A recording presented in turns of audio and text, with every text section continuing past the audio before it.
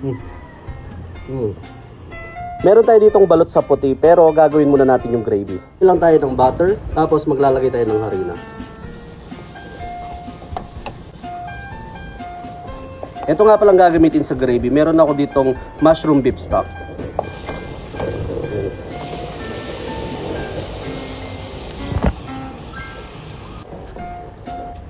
Kapag ganyan yung consistency mga ka-brother, okay na yung ating gravy. Salang na natin yung ating sizzling balot na may gravy.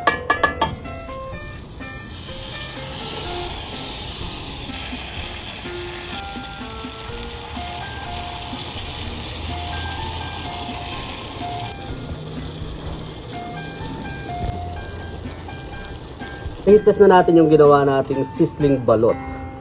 Grabe yun, eh. Mainit-init to mga ka-brother. Kain po.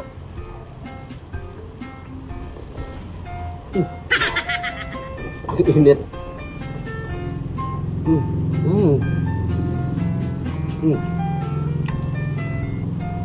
Grabe, sarap pati yung gravy.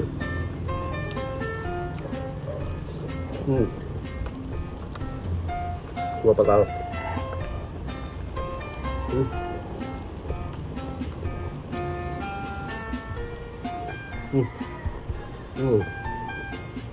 Oh. Grabe yung init. Subukan nyo ito mga ka-brother. Approve.